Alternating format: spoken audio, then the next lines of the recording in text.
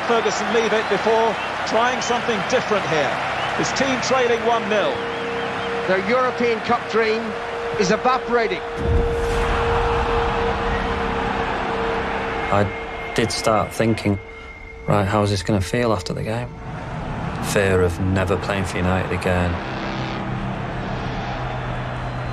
It was at the back of your mind. If we lose that game, mentally, you know, exhaustion would have just gone.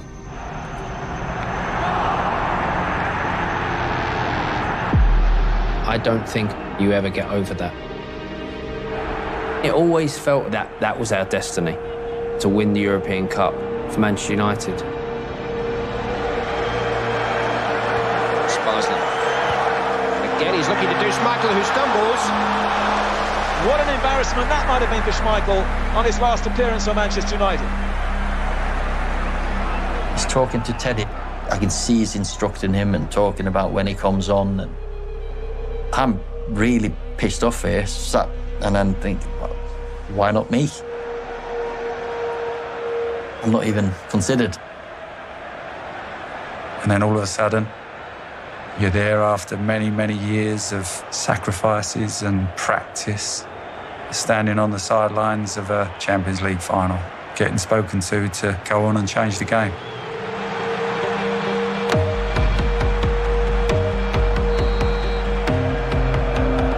He's changed the shape of the front. Play three up front, but he's got Beckham and Giggs playing sort of narrow. When Teddy came on, the formation completely changed, but we still wasn't that comfortable. I was still in the middle.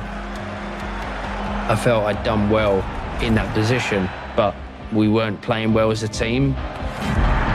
But you will never doubt what the manager does.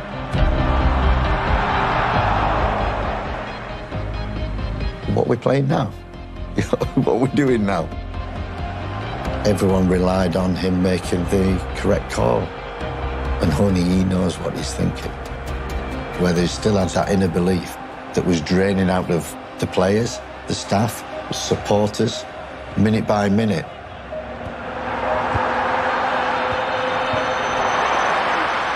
I never experienced that before at Manchester United. Maybe the boss is not meant to be in line with Sir Matt. Maybe the treble was not meant to be. No English team had ever done it. This is why.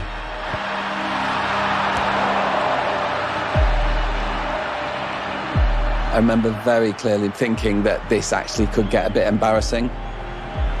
Ferguson had been exposed. I'm warming up and I'm getting ready. You do that by your own initiative. I want to put pressure on him. Tell him by your actions that you're ready, and I want to come on. Munich have got 10 players behind the ball now. That's the way it's going to stay for the last 10 minutes. Beckham to Sheringham. Sheringham to Butt.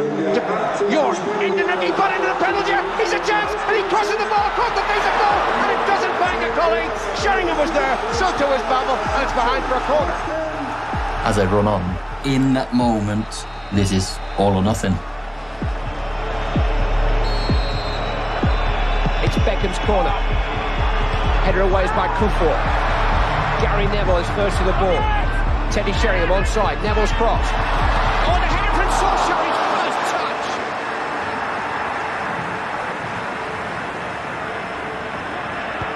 I was writing about how Ferguson's gamble had backfired on the biggest night of his career. And he had too much pride to admit it. There was this sense of, this is his moment gone.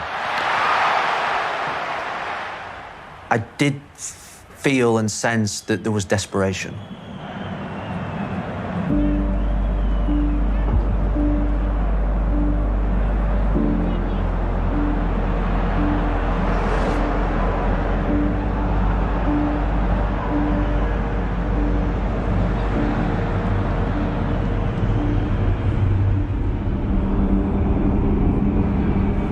Played his cards.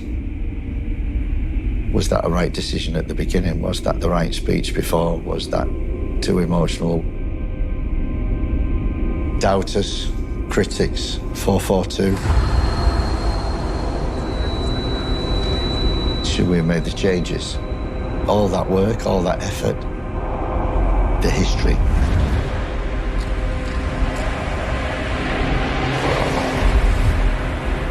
Europe, the treble, failure.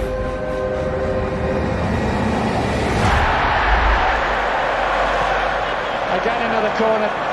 Bayern Munich, they're 6 minutes away from winning it. There's the corner. Basler's there, and there was almost a free header inside the penalty. Still a chance, and it's hit the crossbar of Wenger. Everyone was running everywhere. It came off the bar. What's happening? What's happening? And then just fucking, it changed. The manager knew he had to change something. Moving Beck back out to the right-hand side. Giggsy went to the left. All of a sudden, I felt the rebalancing of the team. Things started to feel normal.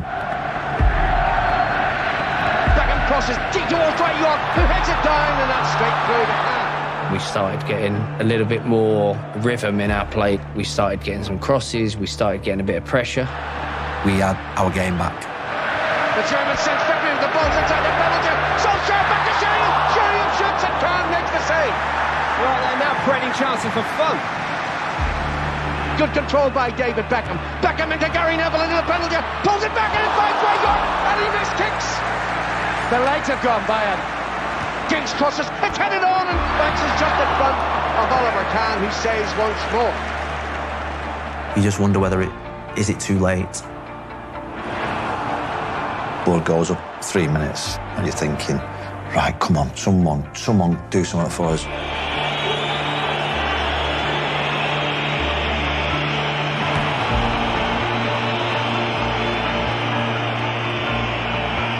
We were all knackered, but there's something that drove us forward. I don't know what it was.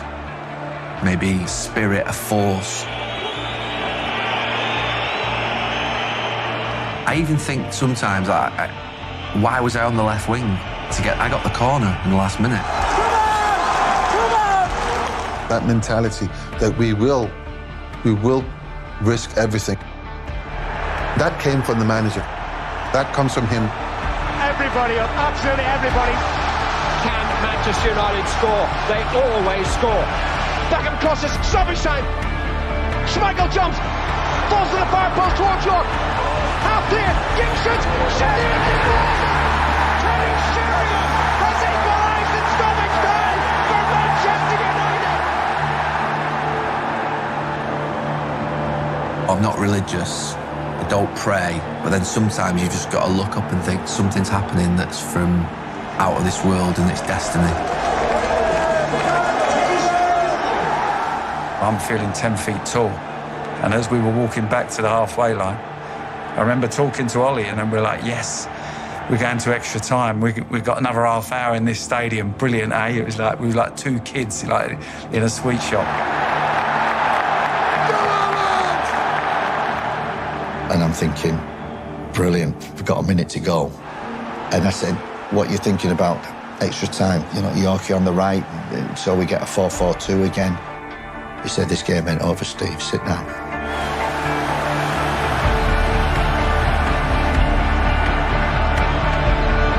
As it's laid forward by Irwin and Solskjaer's after it, and he's onside. And Sheringham makes a run into the penalty area. Solskjaer, just to the left of the box, tries to pull the cross back, and hits Kapoor, and it's a corner to Manchester United.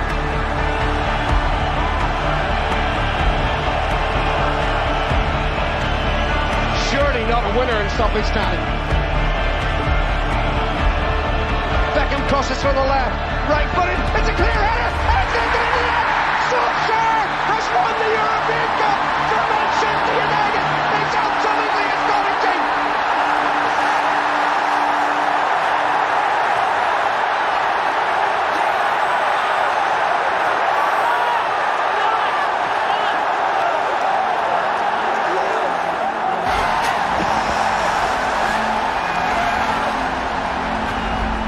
In my mind, I'd lived that winning goal so many times, but this was on a different scale.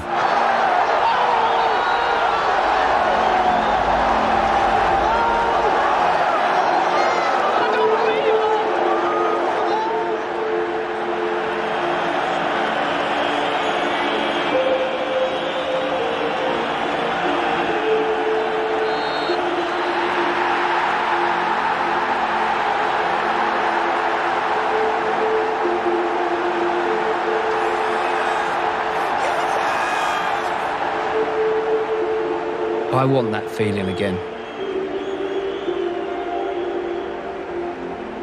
I can never have that again. I'll never have that feeling again. Alex Ferguson, they put you through the mill into injury time, almost lost the cup, and you win it. The new European champions, the treble, the dream come true for you. I can't believe it. I can't believe it. Football, bloody hell. But they never give in. And that's to win it. Fantastic. I'm so proud of my players. Well done, Alex. You better get back there and celebrate. Fantastic.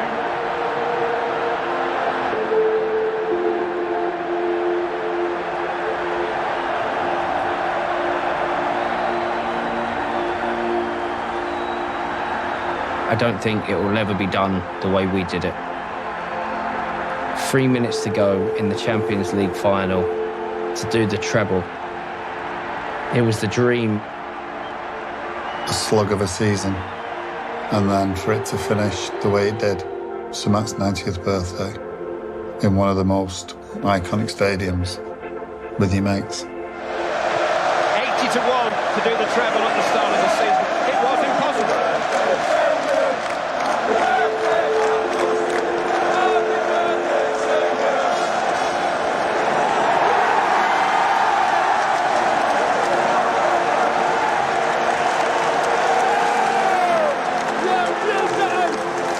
We can almost unofficially now say Sir Alex Ferguson.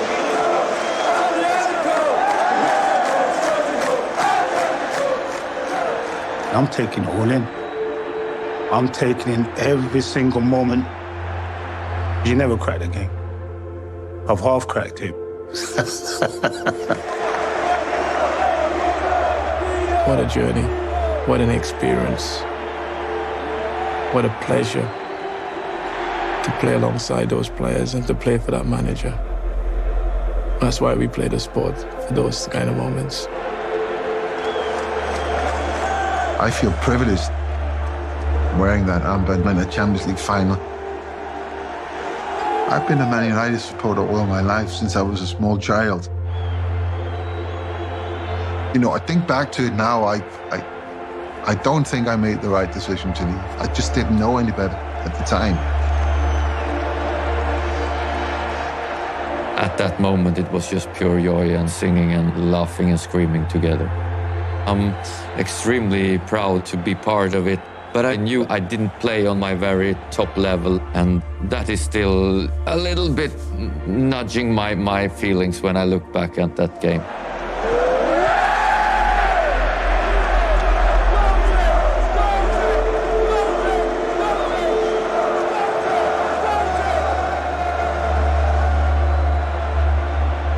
It's always in the back of my mind now. Now you missed probably the biggest and best night this club has ever had. That was the end of the sentence, wasn't it? Making history that night.